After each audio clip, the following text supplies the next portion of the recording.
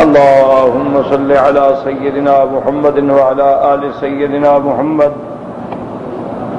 كما صليت على إبراهيم وعلى آل إبراهيم في العالمين إنك حميد مجيد. أعوذ بالله من الشيطان الرجيم. بسم الله الرحمن الرحيم. قل يا عبادي الذين أسرفوا على أنفسهم لا تقنطوا من رحمة الله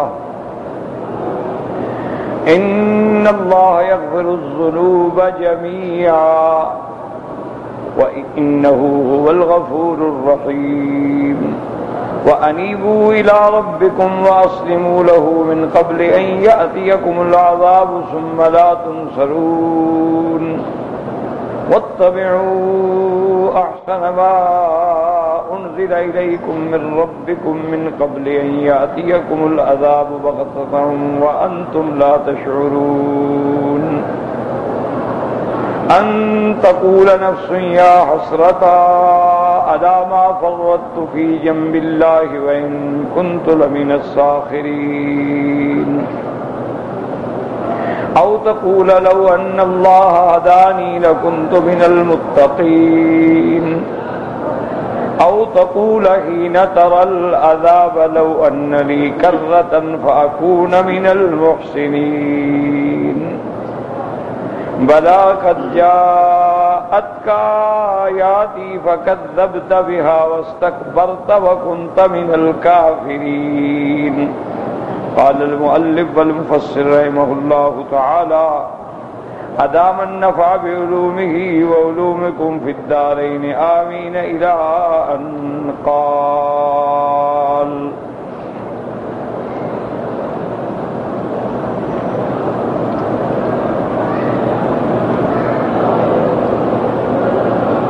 کس جگہ سے تھا؟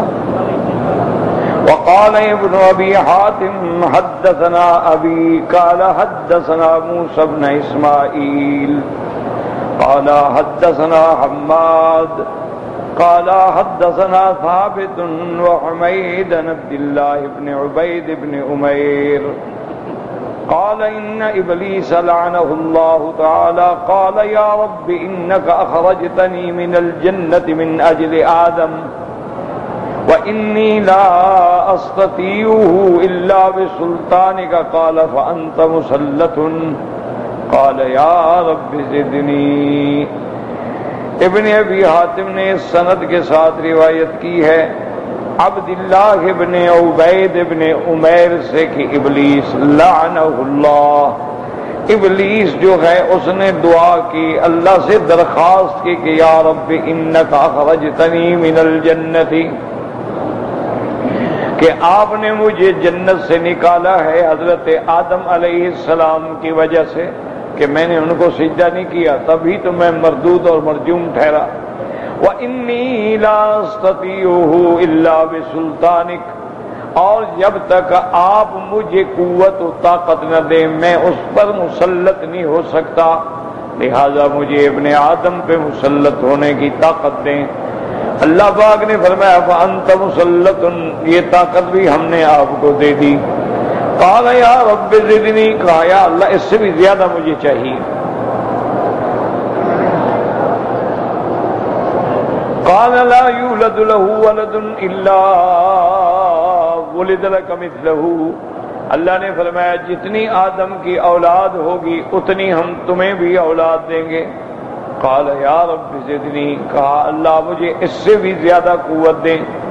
قال اجعل صدورهم مساکن لکم وتجرون منهم مجرى الدم، اللہ نے فرمایا کہ میں انسانوں کے سینے جو ہیں تمہارے لیے جگہ بنا دوں گا اور تم ان کے خون میں ایسے دوڑو گے، ان کے اندر ایسے دوڑو گے جیسے خون رگوں میں دوڑتا ہے.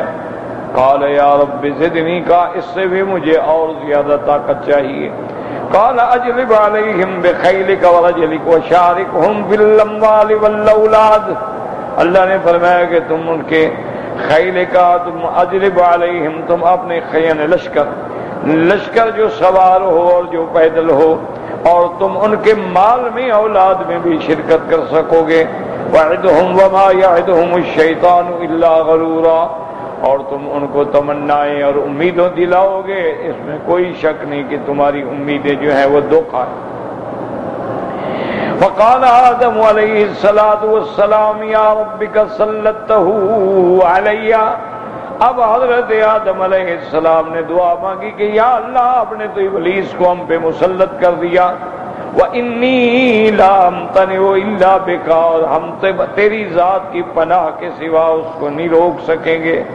قال تبارک و تعالی لا یولد لک ولد الا وکلت به من یحفظه من قرناء السوء، اللہ نے فرمایا آدم تم نہ گھبراؤ، تمہارا جو بھی بچہ پیدا ہوگا اس کی حفاظت کے لیے میں ملائکہ کی ڈپٹی لگاؤں گا جو اس کو بروں سے محفوظ رکھیں۔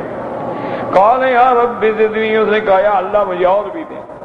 اللہ نے فرمایا الحسنۃ عشر او ازید، اگر تیری اولاد ایک نیکی کا کام کریں گے تو میں 10 گنا ثواب دوں گا، اور ان کے گناہ جو ہیں وہ 1 لکھوں گا، والسیئۃ واحدۃ او امحوها، یا ان کی غلطی کو بھی مٹا دوں گا۔ قال یا رب زدنی، حضرت آدم علیہ السلام نے کہا مولا اور بھی مہربانی فرمائیں۔ قال باب التوبۃ مفتوح ما كان الروح فی الجسد، اللہ نے فرمایا توبہ کا دروازہ کھلا ہوا ہے جب تک روح جسد میں ہوگی، جب تک بندہ زندہ ہے توبہ کرے گا تو دروازہ کھلا ہے، میں گناہ معاف کر دوں گا۔ قال یا رب زدنی، حضرت آدم نے کہا مولا اور بھی نعمت عطا فرمائیں۔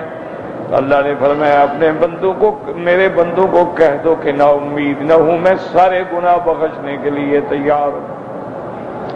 اصل بات یہ سمجھیں کہ یہ سارا نظام جو ہے نا، جو باطل فرقے ہیں وہ اس دھوکے میں آ جاتے ہیں کہ دیکھو جی شیطان کو تو اللہ نے پیدا کیا، پھر اللہ نے اس کو طاقت دی کہ وہ ہمارے اوپر مسلط ہو جاتا ہے، ہمارے اندر وسوسے ڈالتا ہے، ہمارے رگوں میں ایسے دوڑتا ہے جیسے خون دوڑتا ہے، تو پھر ہمارا کیا قصور ہے؟ تو اگر ہم سے خطائیں ہوتی ہیں تو یہ شبہات ہیں۔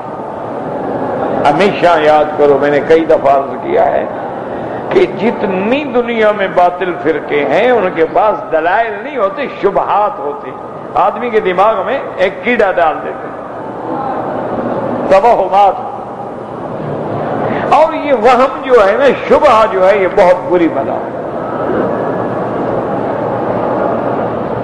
اب دیکھو نا جی، اللہ تبارک و تعالی معاف کرے کہ بعد شریف ترین اور بالکل پاک بیویاں گھر میں ہوتی ہیں، لیکن کسی عورت کو ضد ہو جاتی ہے کہ اس کا گھرانہ کیوں آباد ہے، گھر میں خوشی ہے، ہر وقت محبت ہے، پیار ہے، کوئی جھگڑا نہیں، تو بعد شیطان صفت عورتیں بھی ہوتی ہیں، ان کی صفت یہ ہوتی ہے کہ وہ فتنہ کرے۔ اسی لیے علماء نفسیات جو ہیں، علماء طبیعیات جو ہیں، یہ قرآن حدیث کی بات نہیں، یہ نفسیات کے ڈاکٹروں کی بات ہے، وہ یہ کہتے ہیں کہ اللہ نے مرد ہے یا عورت ہے یا حیوانات ہیں، ہر مرد عورت میں بھی وہی صفتیں رکھی ہیں جو حیوانات میں ہیں۔ کیوں؟ انسان اصل میں تو حیوان ہے نا، انسان جو ہے اصل تو حیوان ہے۔ اب یہ ہے کہ حیوان کئی قسم کے ہوتے ہیں، بعض ناطق ہوتے ہیں، بولنے والا انسان ہے، بعض ناحق ہوتی ہیں جیسے گدھے آواز نکالتے ہیں، بعض ساحل ہوتی ہیں جیسے گھوڑے ہنہناتے ہیں، وہ بھی حیوان، یہ بھی حیوان، لیکن یہ حیوان ناطق ہے، اللہ نے اس کو نطق دیا ہے جو کسی اور حیوان کو نہیں دیا۔ یعنی مثلا گھوڑا ہے، جانور ہے، ان کو اگر بھوک لگے تو وہ مالک کو یہ نہیں کہہ سکتے میں بھوک لگی ہے گھاس ڈالو، ہمیں پیاس لگی ہے پانی پلاؤ، بس آوازیں نکالیں گے بیچارے، رسے توڑوائیں گے، مالک خود اندازہ لگائے گا بھوکا ہے پیاسا ہے۔ یہ شرف اللہ نے انسان کو دیا ہے کہ جو بات ہے، جو تکلیف ہے، جو دکھ ہے، وہ زبان سے کہتا ہے۔ اسی طرح جو تعلیم اور تعلم ہے وہ بھی اللہ نے انسان کو دیا ہے کہ انسان علم حاصل کرتا ہے پھر دوسرے کو سکھاتا ہے۔ تو اس لیے وہ ماہر طبیعیات اور نفسیات جو ہیں وہ یہ کہتے ہیں کہ مرد ہو یا عورت ہو، ان کی خصوصیات جو ہے ان میں حیوانی تشابہ ہوتا ہے۔ کیا معنی؟ وہ کہتے ہیں کہ مثلا ایک بندہ ایسا ہوگا جیسے خرگوش ہوتا ہے، ذرا سی بات پہ گھبرا جائے گا، ذرا سی بات پہ ڈر جائے گا۔ ایسے ڈرپوک بندے مرد بھی ہوتے ہیں، عورتیں بھی ہوتی ہیں۔ اسی طرح وہ کہتا ہے کہ بعض مرد ہے یا عورت ہے، ان کی صفت ایسی ہوتی ہے جیسے ہرن ہو، چھلانگیں مارتا ہے، موٹر سے گاڑیوں سے بھی بھاگ جائے گا۔ تیز آدمی، ہر بات میں تیز ہے، بات کرنے میں، دوڑنے میں، چلنے میں، کام کرنے میں ایسے بس جاتا ہے جیسے کوئی ہرن بھاگ رہا۔ اور کہتے ہیں کہ بعض ایسے ہوتے ہیں مرد یا عورت جیسے گھوڑا ہوتا ہے کہ شاہ سوار ہے، قوت ہے، طاقت ہے۔ بعض ایسے ہوتے ہیں جیسے اونٹ ہے کہ اس کو جناب آپ سامان لاد رہے ہیں، گرمی ہے، دھوپ ہے، پیاس ہے، بھوک ہے، اونٹ چل رہا ہے۔ اسی طرح ایسے مرد بھی ہوتے ہیں، بندے ہوتے ہیں جن کو اللہ نے یہ صفت دی ہوتی ہے، لوگوں کا بوجھ اٹھاتے ہیں، تکلیفیں برداشت کرتے ہیں، جس کو تکلیف ہو، جس کو پریشانی ہو۔ اسی لیے عرب میں بھی آج کل محاورہ ہے، کہتے ہیں وہ ماشاءاللہ میرا جو صاحب ہے نا وہ سیدھی جبل، وہ تو اونٹ ہے، یعنی سب کا بوجھ رکھتا، برداشت کرتا۔ اور بعض انہوں نے کہا ایسے ہوتے ہیں کہ شتر مرغ کی طرح ہوتے ہیں، ان کو کہو اڑو، وہ کہتے ہیں میں تو جناب اونٹ ہوں، میں تو جانور ہوں، اڑو کیسے؟ کہتے ہیں جب بوجھ اٹھاؤ، کہتے ہیں یار میں تو پرندہ ہوں۔ یعنی نہ بوجھ اٹھانے کے نہ اڑنے کے، ایسے بھی لوگ ہوتے ہیں۔ بس ان کو شادی پہ بلا دیں، کھانے پہ بلا لیں، دعوت کوئی کام کہیں ان کو بخار آ جائے گا۔ کل علی مولا، عذاب ہیں اپنے گھر والوں کے لیے۔ ہاں پارٹی پہ جانا ہو، کہیں جانا ہو تو وہ شادی کے، کھانے کے، پینے کے بڑے شوق، کام کہہ دو وہ جناب بخار آ جائے گا۔ تو یہ صفات، اسی لیے وہ کہتی ہیں کہ بعض عورتیں ایسے ہوتی ہیں، اللہ معاف کرے، جیسے کتیا ہوتی ہے کہ ہر وقت بھونکنا ہے، کاٹنا ہے، بھونکنا ہے، کاٹنا، جب دیکھو چیخ رہی ہے، جب دیکھو لڑ رہی ہے، بچے سے لڑ رہی ہے، بیٹی سے لڑ رہی ہے، گھر والوں سے لڑ رہی ہے، ان میں وہ خصلتیں ہیں۔ بعض گائے کی طرح ہوتی ہیں، کھڑی ہے، سب کو دودھ پلا رہی ہے، کسی کو لڑتی نہیں، بولتی نہیں بیچاری، گائے کی طرح ہے بیچاری، صبر ہے، شکر ہے، اپنے بچوں کو بھی دودھ پلا رہی ہے، دوسروں کو بھی پلا رہی ہے، کسی کو کھانا کھلا رہی ہے، کسی اور بالکل کھڑی۔ تو اس لیے یہ ہر چیز میں یہ صفتیں آتی ہیں۔ اگر اللہ تبارک و تعالی آدم کو پیدا فرما دیتے، ابلیس کو پیدا ہی نہ کرتے، تو امتحان کس بات کا؟ اللہ قادر ہیں، اللہ ابلیس کو پیدا ہی نہ کرتے، اچھا پیدا کرتے جیسے ملعون بنا دیا، ان کو بیکار کر دیتے، کسی کا کچھ بھی نہ بگاڑ سکتا، پھر اس کو یہ طاقت نہ دیتے، تو امتحان کیسے ہوتا؟ امتحان تو یہی ہے کہ ایک طرف اولاد آدم ہے، ایک طرف ابلیس ہے، ایک طرف قوات ملکیہ ہیں اور ایک طرف قوات شیطانیہ اور حیوانیہ ہیں، ان کا تقابل ہے۔ پھر اللہ کے انبیاء ہیں، اللہ کی کتابیں ہیں، رسول ہیں، ان کے بعد ان کے وارث علماء ہیں، وہ بتا رہے ہیں کہ بھئی یہ صراط مستقیم ہے، یہ حزب الرحمن ہے، یہ حزب الشیطان۔ پھر اللہ نے تمہیں یہ بھی تو بتایا نا کہ شیطان حملہ کرے، اعوذ باللہ من الشیطان الرجیم، لا حول ولا قوت الا باللہ العلی العظیم۔ اللہ نے قرآن میں تمہیں معوذتین بھی تو دی ہے نا، آخری صورتیں، قل اعوذ بالفلق، قل اعوذ بالناس، پڑھ کے 3 دفعہ دم کر کے سارے بدن پہ پھیر دیں، آیت الکرسی پڑھ کے دم کر دیں، شیطان بھاگ جائے گا، سورۃ البقرہ پڑھیں، شیطان بھاگ جائے گا۔ جب آپ اللہ کے ذکر میں آ جاتے ہیں، اللہ کے ذکر میں کھو جاتے ہیں، شیطان ناکام ہو جاتا ہے، وہ کچھ بھی نہیں کر سکتا پھر۔ کیوں؟ اللہ کا ذکر جو ہے، اذا ذکر اللہ، جب آدمی اللہ کا ذکر کرتا ہے شیطان بھاگ جاتا ہے، جب آدمی غفلت کرتا ہے شیطان آ کے مسلط ہو جاتا ہے۔ تو اللہ نے ہمیں علاج بھی تو بتا دیا، طاقت بھی دے دی، زبان بھی دے دی کہ تم اعوذ باللہ پڑھو، تم لا حول پڑھو، تم اللہ کا ذکر کرو، تم ذکر سے اس کو مارو، تم اذان سے مارو، نماز سے مارو، قرآن سے مارو۔ اگر اس کو طاقت دی، ہمیں ہتھیار بھی تو دیے ہیں۔ اب اگر کوئی آدمی اللہ کے دین کے ہتھیار استعمال نہ کرے، شیطان کو اپنے سر پہ مسلط کر دے، پھر کہے گا جی اللہ نے اس کو طاقت کیوں دی تھی؟ تو اگر اس کو طاقت نہ دیتے تو جنت جہنم کا فیصلہ کیا ہوتا؟ پھر صالح اور طالح کا فرق کیا ہوتا؟ پھر ابرار، اخیار اور اشرار کا فرق کیا ہوتا؟ امتحان کیا ہوتا؟ یہی وجہ ہے، آپ دیکھ لیں کہ جن لوگوں نے، انبیاء کی تو شان ہی بلند ہے نا، اب اصحاب رسول اللہ ہیں، عظیم شان ہے، لیکن غلطی ہو گئی، توبہ۔ اسی طرح اولیاء اللہ ہیں، انہوں نے ہر وقت اپنے ساتھیوں کو سکھایا بھی ہر حال میں ذکر کرو، ہر وقت تیرے دل میں ذکر ہو، تیری زبان پہ ذکر ہو، تیری سانس میں ذکر ہو، تم اتنے مشغول ہو جاؤ کہ کسی دوسرے کو موقع ہی نہ ملے۔ جیسے رابعہ بصریہ کا ایک قول ہے کہ ایک دفعہ اپنی شاگرد اور اپنی طالبات کے ساتھ جا رہی تھی، اور آگے جا کے دیکھا تو کچھ طالبات بیٹھی ہیں اور شیطان کی برائی ہو رہی ہے، شیطان ملعون ہے، شیطان مردود ہے، شیطان مرجوم ہے، شیطان بڑا خبیث ہے، ایسا ایسا۔ بی بی صاحب کھڑے پڑے، کیا کہہ رہی ہو؟ انہوں نے کہا ہم شیطان کی مذمت کر رہی ہیں بی بی، اور کیا کریں؟ انہوں نے کہا جتنی دیر تم نے دشمن کا ذکر کیا ہے دوست کا کیوں نہ کرو،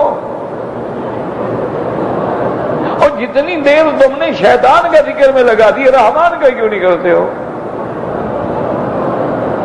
یہی وجہ ہوتی ہے کہ بعض اولیاء اللہ جو ہے نا جی، وہ ذکر جہر سے علاج کرتے ہیں، بعض ذکر خفی سے علاج کرتے ہیں، بعض کہتے ہیں نہیں مراقبات کرو، وفی انفسکم افلا تبصرون، اور غور کرو، علیحدہ بیٹھ کے، تنہا بیٹھ کے، وہو معکم، و معیت علم کے ساتھ تمہارے ساتھ ہے۔ ان تنصر اللہ، یعنی ان تنصر اللہ، اللہ کو تمہاری مدد کیا چاہیے، یعنی ان تنصر دین اللہ، ان تنصر رسول اللہ، ان تنصر عباد اللہ، اگر تم اللہ تعالیٰ کی دین کی مدد کرو گے اللہ تمہاری مدد کرے۔ تو اس لیے یاد رکھیں یہ شبہات ہوتے ہیں، بلا وجہ آدمی ان شبہات میں پڑھ کے دین کی پٹڑی سے ہٹ جاتا ہے، وہ کہتا ہے جی اللہ نے خود شیطان پیدا کیا ہے، اللہ نے ہمارے اندر یہ قوت تو رکھی ہے نا کہ ہم برائی بھی کر سکتے ہیں۔ اللہ کے بندے، قوت رکھنا الگ بات ہے، غلط استعمال کرنا الگ بات ہے۔ اب دیکھو آگ ہو ہی نہ دنیا میں تو کھانا کیسے پکاؤ گے؟ آگ ہی نہ ہو دنیا میں گاڑی کیسے چلے، انجن کیسے چلے، جہاز کیسے چلے، بحری جہاز کیسے چلے؟ یہ سارے سٹنگ سے تو چلتے ہیں۔ لیکن اگر آگ کو کھانا پکانے کے بجائے تم لوگوں کی جھگیوں پہ جا کے تیل ڈال کے آگ لگا کے لوگوں کو مار ڈالو تو پھر یہ تو تمہاری بھی شیطانیت ہے کہ تم نے آگ کا استعمال غلط کیا۔ اللہ نے تمہیں آنکھیں دی ہیں، کعبہ دیکھو، قرآن دیکھو، لیکن ان آنکھوں سے تم اگر فلم دیکھتے ہو، غیر عورتیں دیکھتے ہو، غیر محرم عورتوں کو اوریاں دیکھتے ہو تو تم نے استعمال غلط کیا ہے۔ اللہ نے تمہیں یہ نہیں کہا، اللہ نے کہا بھئی آنکھیں ایک ایک عضو کی حفاظت کرو۔ تو اس لیے یہ دماغوں میں خلل نہ ڈالا کریں، یہ حکمت ہے، دن بھی ہوگا رات بھی ہوگی، ظلمات بھی ہوں گے، نور ایمان بھی ہوگا، کفر بھی ہوگا، شرک بھی ہوگا، ایمان بھی ہوگا۔ اگر ابو جہل کی جہالت اور کفر نہ ہو تو پھر ابو بکر کی صدیق کی صداقت کا کیا معنی؟ یعنی حضور آتے سارے کلمہ پڑھ لیتے تھے، امتحان کیا ہوتا؟ امتحان تو تب ہے کہ امیہ نے پتھروں پہ لٹایا ہوا ہے، سینے پہ چٹان رکھی ہوئی ہے، اور بلال وہیں تڑپ تڑپ کے بھی کہتے ہیں اللہ احد احد احد احد۔ یہی تو پھر امتحان، یہی آج پوری عالم میں آپ دیکھ لیں کہ ایک طرف خیر کی قوتیں ہیں اور ایک طرف شر کی قوتیں، ایک طرف حق ہے اور ایک طرف باطل ہے۔ تم یہ دیکھو کہ ہم کدھر جا رہے ہیں، اور علاج کیا ہے؟ علاج یہ ہے سب سے بڑا، یاد رکھو کہ خاص طور پہ جس دور میں ہم گزر رہے ہیں کہ صحیح معنوں میں جو اولیاء اللہ ہیں، عباد صالحین ہیں، ان کی صحبت اختیار کرو، ان کے گھر میں جاؤ، ان کے مدارس میں جاؤ، ان کی محفل میں جاؤ، ان کے دعاؤں میں جاؤ، ان کے ذکر و اذکار میں جاؤ، تاکہ صحبت صالحین سے جو المتحابین فی اللہ، ان سے جو تمہارا تعلق ہوگا وہ اللہ کے لیے ہوگا، اور جو اللہ کے لیے محبت کرتے ہیں اللہ ان کو قیامت والے دن عرش کے سائے کے نیچے کھڑا کرے۔ اچھا، آج یہ ہے کہ اہل اللہ بھی قلیل ہو گئے، اللہ والوں بھی قلیل ہیں، قلت ہے، جو ہیں وہ چھپے ہیں، وہ نظر ہی نہیں آتے، وہ ظاہر ہی نہیں کرتے، اور جو ظاہر ہیں وہ ایک مداری ہیں۔ دیکھو نا، اللہ والے تو ایسے ہوتے ہیں نا کہ ان کو اللہ کرامات بھی دیتا، چھپا دیتے ہیں، وہ تو ظاہر بھی نہیں کرتے کہ میں کچھ ہوں، کچھ بھی ہو جائے ظاہر بھی نہیں کرتے۔ اگر ان کے ہاتھ سے کوئی کرامت کا ظہور بھی ہو جائے تو وہ خود کہتے ہیں بھائی نہیں بابا، اللہ کو منظور تھا، ایسے ہونا تھا، ہو گیا۔ تو اگر وہ صحبت نہ ملے تو پھر دوسرا علاج یہ ہے کہ اللہ کے قرآن کی تلاوت، 24 گھنٹے میں ایک وقت مقرر کر لو کہ اس وقت میں نے تنہا بیٹھ کے صرف قرآن پڑھنا، کوئی نہ ہو، قرآن کھلا ہو، غور کرو، تدبر کرو، ترجمہ لے لو، 4 آیتیں پڑھ لو، 10 آیتیں پڑھ لو، ایک صفحہ پڑھ لو، اس کے ترجمے کو بار بار پڑھو، اور اسی طرح استغفار ہے، درود پاک ہے، اللہ کی تسبیح ہے، تحمید ہے، سبحان اللہ و بحمدہ سبحان اللہ العظیم، لا الہ الا اللہ محمد الرسول اللہ۔ اور جو دعائیں حضور پاک نے سکھائی ہیں کہ اگر سونا ہے تو کیا پڑھو، اٹھنا ہے تو کیا پڑھو، گھر سے نکلنا ہے تو کیا پڑھو، کسی دوسرے کے گھر میں داخل ہونا ہے کیا پڑھو، قبرستان پہ گزرو، وہ دعاؤں کی کتاب لے کے وہ دعائیں یاد کرو، بس اسی سے انشاءاللہ ساری اصلاح ہو جائے۔ اب دیکھیں، یہ کسی مفسر کی بات نہیں ہے بلکہ ایک اللہ کے ولی کی بات ہے۔ انہوں نے کہا دیکھو کہ شیطان جو ہے، انہوں نے کہا شیطان عابد بھی تھا، عالم بھی تھا، عارف بھی تھا۔ ایک اللہ والے نے اپنی عجیب بات سوچی ہے اور کہی ہے، وہ کہتے ہیں کہ شیطان میں 3 عین تو تھے لیکن چوتھی نہیں تھی۔ تو شاگردوں نے پوچھا جی عین سے کیا مراد ہے؟ انہوں نے کہا بھی عابد میں عین ہے نا، تو شیطان عابد نہ ہوتا تو ملائکہ اعلیٰ میں پہنچ جاتا، ملائکہ کے ساتھ۔ تو اتنا بڑا عابد تھا کہ عبادت کرتے کرتے ترقی کر کے ملائکہ کے ساتھ مل گیا۔ عالم بھی تھا، اگر عالم نہ ہوتا اس کو کیسے پتہ لگتا کہ یہ جناب جوب خالی ہے، یہ لا یتمالک نفسہ، یہ اپنے آپ کو سنبھال نہیں سکے گا، اور یہ تو علم بھی تھا، اور علم کی پوزیشن ایسی ہو گئی کہ اللہ کی اپوزیشن میں کھڑا ہو گیا۔ اللہ نے فرمایا سیدھا کرو گا، نہیں کرتا۔ کیوں نہیں کرتے ہو؟ میں اس سے بہتر ہوں۔ خدا کے سامنے کھڑے ہو کے دلائل دے رہا ہے۔ تو عالم بھی ہے، عابد بھی ہے، اور عارف بھی ہے۔ عارف کا کیا معنی؟ وہ کہتے ہیں عارف کا معنی وہ ہوتا ہے جو اللہ تعالیٰ کی صفات کو اور ذات کو اور جو اللہ نے قرآن و حدیث میں بھی ان کو پہچانے۔ ایک آدمی اللہ کو مانتا ہے لیکن صفات کو نہیں مانتا، وہی معنی اللہ کو نہیں جانتا۔ اچھا صفات کو مانتا ہے لیکن نعوذ باللہ انسانوں کی صفات جیسا سمجھتا ہے تو مشبہ میں ہو کے گمراہ ہو گیا، یا اللہ کی صفات کا انکار کر دیتا ہے، یا اللہ کی صفات میں ایسے تعویلات کرتے ہیں جو سلف نے نہیں کی ہیں، تو مانا وہ عارف نہیں ہے۔ عارف کا معنی یہ ہوتا ہے کہ اللہ کی ذات پر بھی ایمان ہو، صفات پر بھی ایمان ہو، اور ان میں بغیر کسی تعطیل کے، تکییف کے، تشبیہ کے، تمثیل کے بالکل ایمان ہو جو قرآن و حدیث میں۔ وہ کہتے ہیں یہ بدبخت ملعون جو ہے عارف بھی تھا۔ انہوں نے کہا عارف کیسے تھا؟ انہوں نے کہا دیکھو انسان ہے، انسان غصے میں آ جائے نا تو بیٹا بھی کہتا ہے یار آج ابا بڑے ناراض ہیں، غصے میں ہیں، مت جاؤ مت جاؤ، کوئی بات نہیں سنیں گے، الٹا ناراض بھی ہو جائیں گے، اور یار بات بہت ناراض ہے۔ انسان غضب میں آ کے 20 سال کی رفاقت ہے بیوی کی، آپ کی بچوں کی ماں ہے، طلاق دے دیتا ہے۔ مغلوب الغضب ہو جاتا ہے نا، ورنہ دیکھو نا ایک عورت کے ساتھ تم نے 20 سال گزارے ہیں، تمہارے بچوں کی ماں ہے،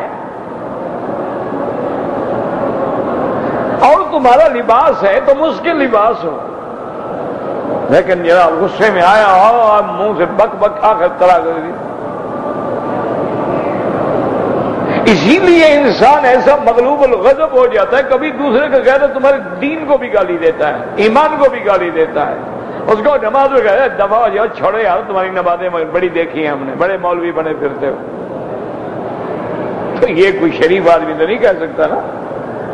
مغلوب الغضب کیا مانا؟ جب غضب آتا ہے تو وہ مغلوب ہو جاتا ہے، غضب اس کے اوپر سوار ہو جاتا ہے۔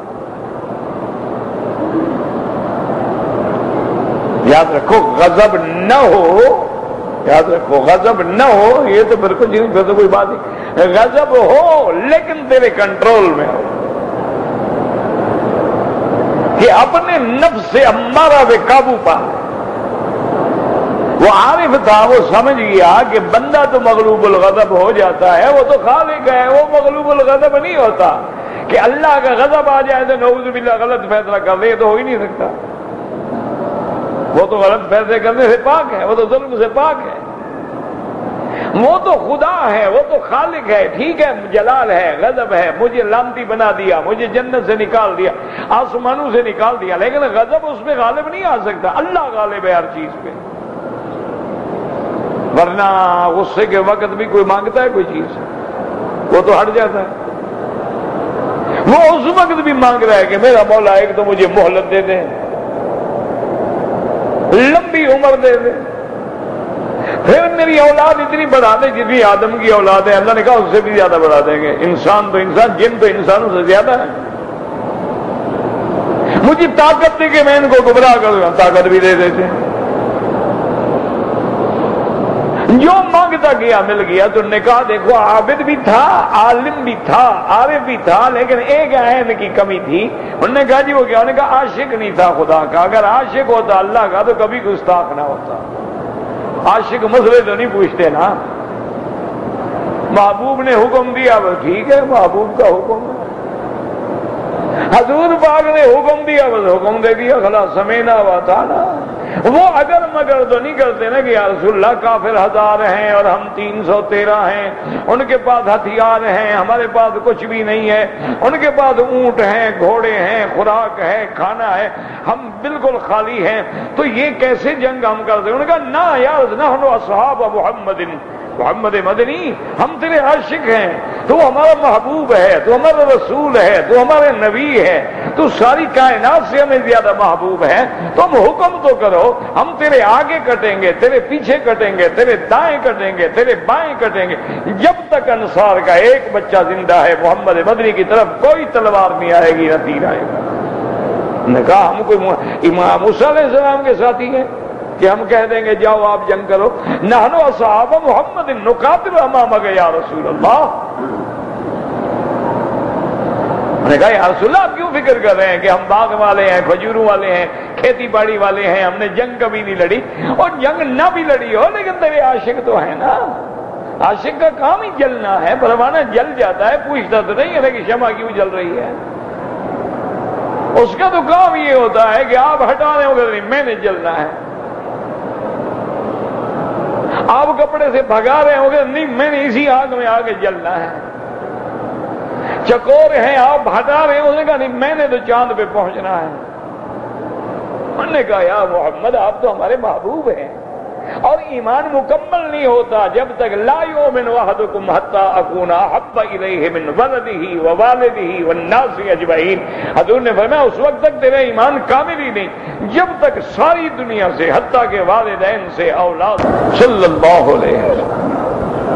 اسی لیے ایک عورت آ رہی ہے، اس کو پتہ لگا تیرا شوہر شہید ہو گیا، اس نے کہا میرے شوہر کی چھوڑو مجھے حضور کا بتاؤ، نے کہا محمد مصطفیٰ ٹھیک ہے، ہم نے کہا الحمدللہ۔ انہوں نے کہا بیٹا شہید ہو گیا، چھوڑو بیٹے کو، مجھے یہ بتاؤ محمد مصطفیٰ، انہوں نے کہا محمد مصطفیٰ خیریت ہے، الحمدللہ۔ کیوں؟ اصل محبوب محمد مصطفیٰ، بس جب حضور زندہ ہیں سلامت ہیں تو باقی کوئی بات نہیں۔ یہ عشق ہوتا ہے نا کہ صحابی کو پھانسی پہ لٹکا رہے ہیں اور وہی کھڑے ہوئے کہتا ہے کہ میرا مولا میرا تیرے اوپر ایمان ہے، کیا ہو گیا میری لاش دائیں گرے یا بائیں گرے میں تیرے نام پہ شہید ہو رہا ہوں، کہیں گروں، جنازہ کو پڑھے پڑھے نہ پڑھے نہ پڑھے، کفن ملے ملے نہ ملے نہ ملے۔ تو نے کہا یہ اگر اللہ سے محبت ہوتی، والذین آمنوا اشد حبا للہ، ایمان والوں کے دل میں سب سے زیادہ محبت اللہ کی ہوتی ہے۔ اب دیکھو بیوی ہے، بچے ہیں، گھر ہے، اللہ اکبر، وہ کہتے چھوڑ بھائی نماز کا وقت ہو گیا، بس چھوڑو جلدی کرو، جلدی بھاگ رہا ہے سب۔ انہوں نے کہا 2 منٹ بعد ہوگا، چھوڑو 2 منٹ بعد سنو، نماز کا وقت ہو اذان ہو گئی، 2 منٹ بعد سنو۔ یعنی این سردیاں ہیں، میٹھی نیند میاں بیوی سوئے ہوئے ہیں، دونوں جوان ہیں، دونوں حسین ہیں، دونوں جمیل ہیں، ایک دوسرے کے بدن کا لمس لذت دے رہا ہے، لیکن تہجد کا وقت ہوتا ہے چپ کر کے کھڑا ہو جاتا ہے، وضو کر کے اللہ اکبر، اب نہ بیوی یاد ہے نہ بچے یاد ہیں، اب اللہ کے دربار میں، کیونکہ اللہ کا عشق غالب آ گیا ہے۔ اولاد نافرمان ہے، وہ کہتا ہے ٹھیک ہے میں تمہیں چھوڑ سکتا ہوں، اولاد گستاخی کرے منہ پہ تھپڑ مار دیتا، ایک بیٹا ہو سب سے پیارا ہو لیکن قرآن شریف اس کے ہاتھ سے ویسے اتفاق سے گر جائے باپ تھپڑ مار دیتا، کیوں؟ وہ اللہ کی محبت غالب آ جاتی ہے۔ اچھا تم اتنے بے پرواہ ہو، خدا کے قرآن کو گرا دیا، وہ ابا جان غلطی سے گر گیا، میں نے تھوڑا گرا، اور کہا بدبخت تم نے قرآن کو گرایا کیوں؟ اب اللہ کی محبت جو ہے وہ غالب آ گئی، اب اور بیٹے کی محبت کچھ نہیں رہی۔ تو اس لیے وہ چونکہ محبت خداوندی سے محروم تھا، اس لیے وہ ملعون مانگتا کیا مانگتا، اللہ نے کہا جو مانگتے ہو لے لو، لیکن یاد رکھو میرا مقام بھی ایسا ہے، تم ساری زندگی گمراہ کرتے رہو، 70 سال میرے بندے کو گمراہ کرو، ایک دفعہ میرے بندے نے توبہ کر دی میں سارے گناہ معاف کر دوں۔ اور فرمایا ان عبادی لیس لک علیہم سلطان، اور جو میرے بندے ہیں، جو میرے ہیں، جو صحیح معنوں میں میرے بندے ہیں، جو بندے بندگی کے لیے ہیں، جو باعث شرمندگی نہیں ہے، ان پہ تیرا کوئی زور نہیں چلے گا، ان پہ تو کچھ بھی نہیں کر سکتا، ہر بندے کے شیطان لگا ہوتا ہے۔ صحابہ نے پوچھا یا رسول اللہ هل معك قرین، آپ کے ساتھ بھی وہ جن قرین ہے؟ آپ نے فرمایا ہے، لیکن اللہ تبارک و تعالیٰ کی مدد ہے، انہ اسلم، وہ بھی مسلمان ہو گیا۔ تو اس لیے ہمیشہ یاد رکھے کہ یہ دلوں میں دماغوں میں شبہات نہ پیدا کیا کرو، تقدیر نے لکھا ہے، تقدیر نے ایسے نہیں لکھا ہے، یہ غلط ہے کہ تقدیر نے لکھا ہے میں قاتل بن جاؤں، زانی بن جاؤں، نہ، میں نے قتل اپنے ارادے سے کیا ہے، میں نے زنا اپنے منشے سے کیا ہے، چونکہ میں نے یہ کیا ہے اللہ جانتا تھا کہ میرا بندہ کرے گا، اس لیے پہلے لکھ دیا، یہ نہیں کہ زبردستی لکھ کے تم سے کرایا ہے، پھر اچھا انصاف ہے کہ زبردستی کرائیں اور پھر ہمیں سزا بھی دے، یہ غلط فہمی ہے لوگوں کو، اللہ نے لکھ دیا ہے، یعنی ایک ایک چیز لکھی ہوئی ہے، ولا وطب ولا یابس الا فی کتاب مبین. اللہ نے ہر چیز لکھی ہے لیکن لکھا وہ ہے، وہ جانتے تھے کہ یہ میرا بندہ نمازی ہوگا، عابد ہوگا، حاجی ہوگا، زاہد ہوگا، طواف کرے گا، قرآن پڑھے گا، میرے ذکر میں رہے گا، تبلیغ کرے گا، دین پھیلائے گا، گلی گلی کوچے کوچے بستر اٹھا کے میرے کلمے کے لیے پھرتا رہے گا. وہ جانتے تھے، لکھ دیا، لیکن کر تم اپنے اختیار سے رہے. اس لیے اللہ تبارک و تعالی نے سب سے بڑی رحمت والی جو آیت ہے فرما دیا، قل یا عبادی الذین اسرفوا علی انفسہم لا تقنطوا من رحمت اللہ ان اللہ یغفر الذنوب جميعا انه هو الغفور الرحیم. وقال محمد بن اسحاق قال نافع عبد الله بن عمر عن عمر رضي الله تعالى عنهما في حديثه قال وكنا نقول من لا يقابل ممن افتتن صرفا ولا عدلا ولا توبة عرف الله ثم رجعوا الى الكفر لبلاء اصابهم. قال وكانوا يقولون ذلك لانفسهم. قال فلما قدم رسول الله المدينة انزل الله تعالى فيهم وفي قولنا وقولهم لانفسهم يا عبادي الذين اسرفوا على انفسهم لا تقنطوا من رحمت اللہ.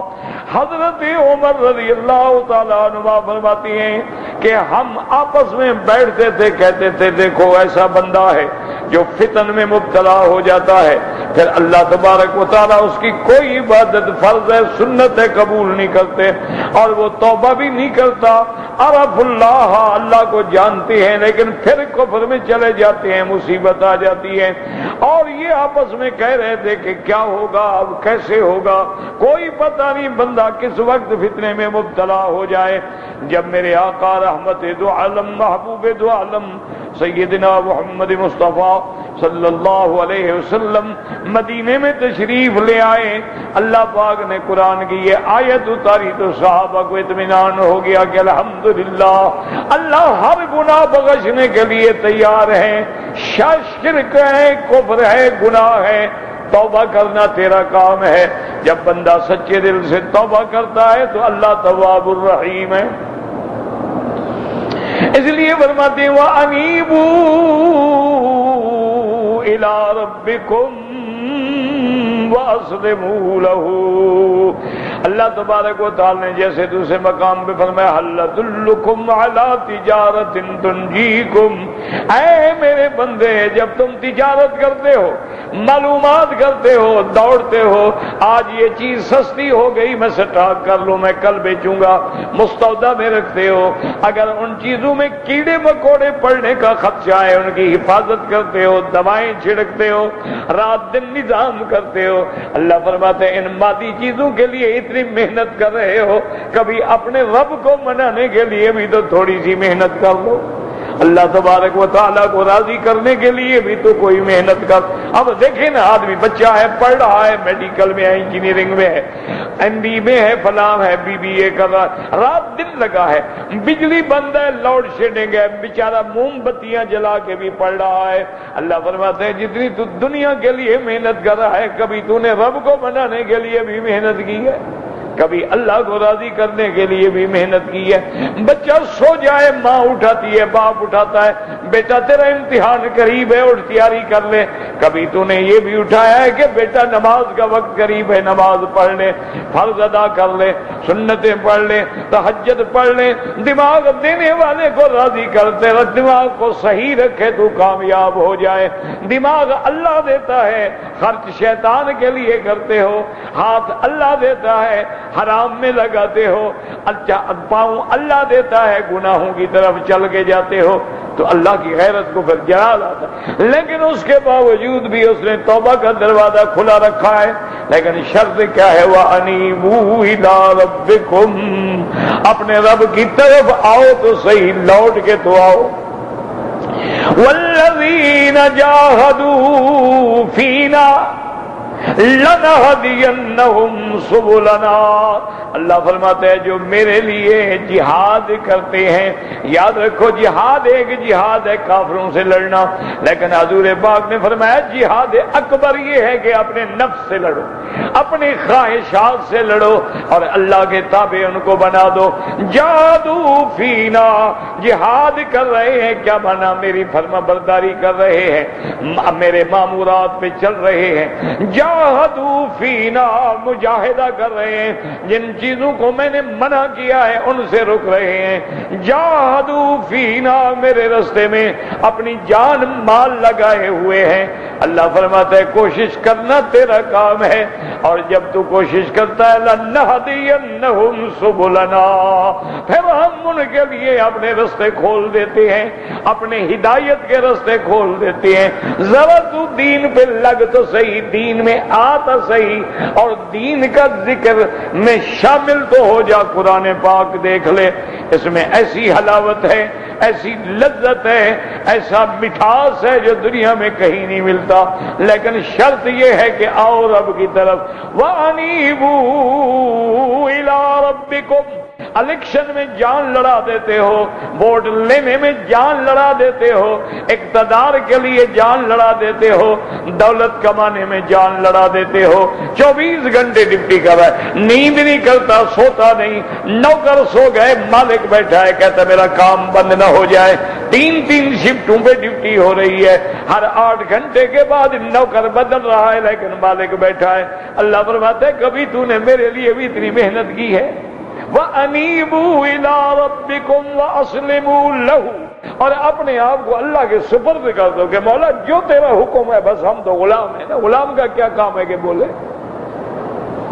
غلام کا کام بحث کرنا تو نہیں ہوتا نا، غلام کا کام ہے مالک نے کہا بھائی وہ بازار جاؤ، ٹھیک ہے جی، یہ کپڑا لے جاؤ دھو کے لے آؤ، ٹھیک ہے جی، وہ کہے جناب یہ رات کو کیوں دھوؤں، کل دھوئیں گے، یہ پھر بولو غلام تو نہ ہوا نا، پھر تو مالک ہو گیا نا۔ تو تم تو اللہ کے بندے ہو، مخلوق۔ اسلموا له من قبل ان یاتیکم العذاب، لیکن اے نہ ہو کہ عذاب آ جائے، ثم لا تنصرون، اس کے بعد پھر تمہاری کوئی مدد کرنے والا بھی نہ ہو۔ فرمایا واتبعوا احسن ما انزل الیکم من ربکم من قبل ان یاتیکم العذاب بغتۃ وانتم لا تشعرون۔ اب بندہ کہتا ہے، سمجھتا ہے کہ مولا تیری طرف کیسے آؤں؟ فرمایا اتباع کرو، پیروی کرو اس کتاب کی جو ہم نے اتاری ہے تمہاری طرف، قرآن پڑھو، قرآن کے اعمال پہ چلو۔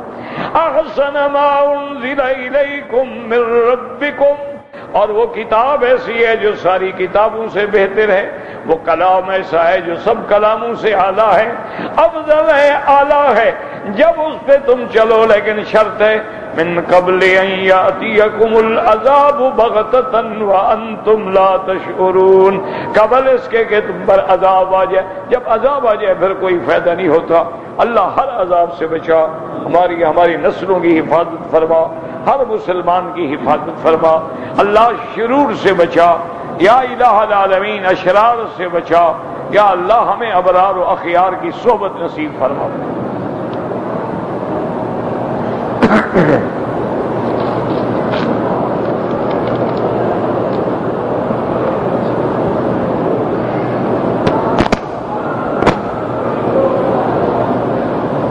کہتے ہیں جی کہ گھڑی کی طرح ایک چین بنی ہوئی ہے، یا چمڑے کا پٹا ہے، اس میں کوئی دھات ہے،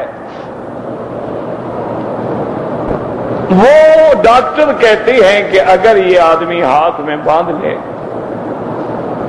تو اس کو فلاں فلاں بیماریوں سے فائدہ ہوتا ہے۔ میرا بھائی یہ کوئی تعویذ تو نہیں ہے نا، علاج ہے، یہ تو ایک علاج ہے نا۔ اگر واقعتاً ایک علاج ہے، اب دیکھو نا جیسے ہمارے پرانے دور کے جو اطباء ہوتے تھے، طبیب ہوتے تھے، بعض بیماری میں وہ کہتے تھے کہ آگ کا پتا لے کر جوتے میں رکھ لو اور جوتا پہنو،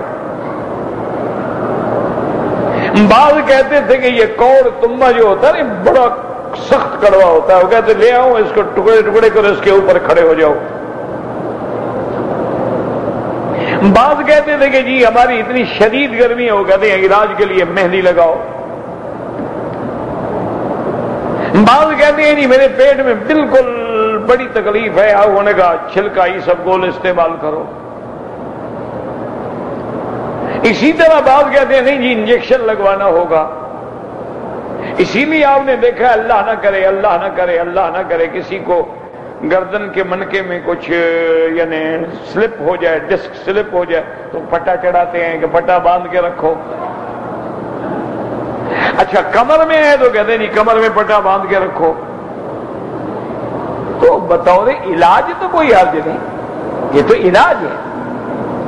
اب انہوں نے یہ کیا ہے کہ جہاں جہاں مثلا کمر کے مہرے ہیں وہاں انہوں نے اس میں کوئی لوہا ہے یا کیا چیز ہے وہ بھی ڈال دی ہے تاکہ وہ اسی جگہ کو بڑا مضبوط رکھتی ہے. تو بطور علاج اگر استعمال کریں تو کوئی حرج نہیں. لوہا بطور انگوٹھی پہننا بطور زیور پہننا حرام ہے، لیکن ایک ہے کہ بطور علاج آدمی پہن کر اٹھا رہا ہے تو تلوار بھی تو لوہے کی ہوتی ہے، چاقو بھی لوہے کے ہوتے ہیں، چھریاں بھی لوہے کی ہوتی ہیں. تو اس لیے ہمیشہ یاد رکھیں کہ اگر واقعی ڈاکٹر کہتے ہیں اور اس کے اندر انہوں نے کوئی چیز ڈالی ہے کوئی حرج نہیں انشاءاللہ.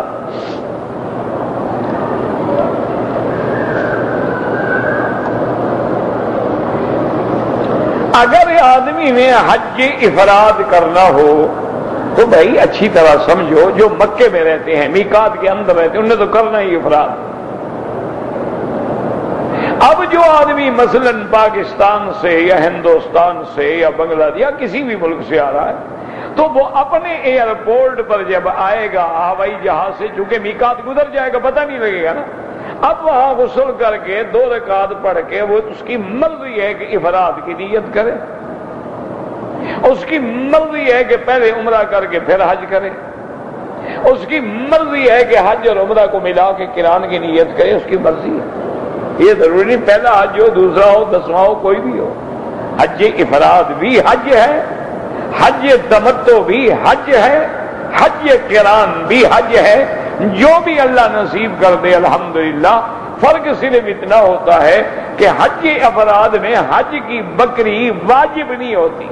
اگر خوشی سے کرنا چاہو 100 کر دو، لیکن تمتع میں بکری لازم ہے، قران میں حج لازم ہے. صرف اتنا فرق ہوتا ہے، باقی جو بھی اللہ حج نصیب کرے.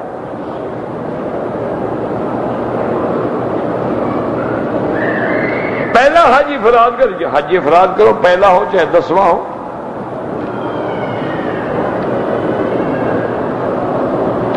ہجری کا مہینہ محرم الحرام سے شروع ہوتا، یعنی سال جو ہے وہ یکم محرم الحرام سے شروع ہوتا ہے اور ذی الحجہ میں انتہا ہوتی ہے. یہ ہے ہجری سنہ. اس لیے اب گویا کہ ہم 1430 میں داخل ہو گئے.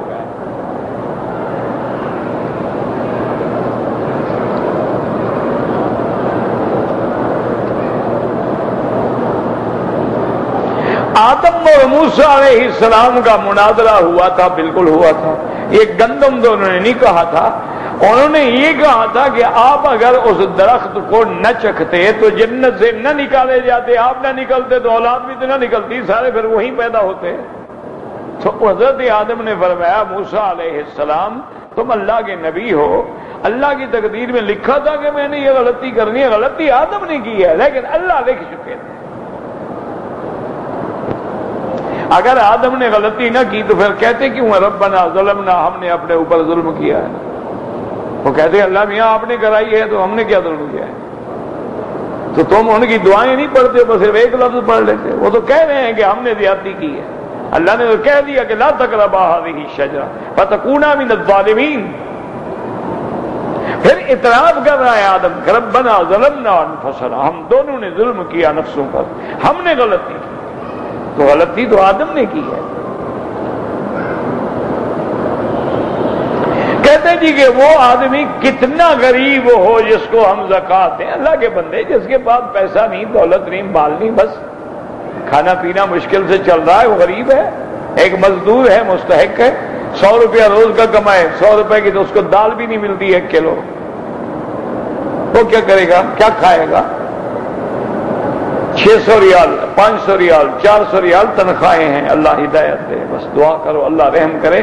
یہ کمپنیوں والے جو ٹھیکیدار ہیں نا، جو لاتے ہیں ملازم، پتہ نہیں خدا کو قیامت میں کیا جواب دے گا کہ ساری زندگی بندہ سڑک پہ جھاڑو دے، ساری زندگی صفائی کرے، بھاگ رہا ہے، دوڑ رہا، تنخواہ 500 ریال 600.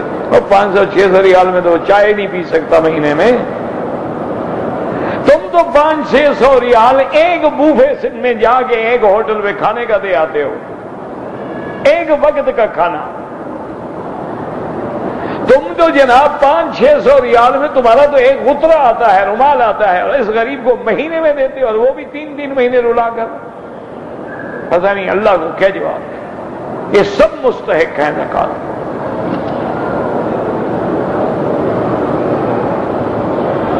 حرام کی کمائی ترک کرنا نہیں چاہتا، توبہ کرے، اس کا کام ہے، آپ اس کے لیے دعا کریں. لیکن اگر وہ گناہگار ہے، غریب ہے، محتاج ہے، زکات دے سکتے. ہاں ایسی بات ہوتی ہے کہ بعض اوقات آپ کو پتا ہے کہ یہ نشے کا عادی ہے، ہیروئن کا عادی ہے، کوکین کا عادی ہے، یہ چرس کا عادی ہے، پیسے دوں گا ابھی جا کے نشہ خریدے گا، اس کو نہ دیں.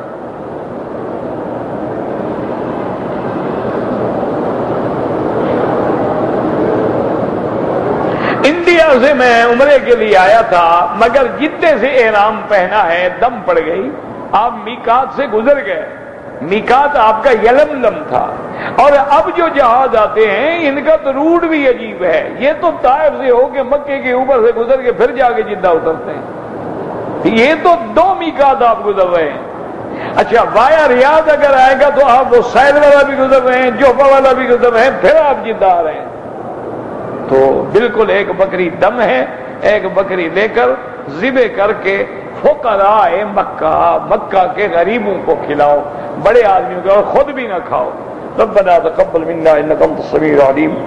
اللهم لك الحمد كله ولك الشكر كله اليك يرجع الامر كله. اللهم لا نحصي ثناء عليك انت كما اثنيت على نفسك.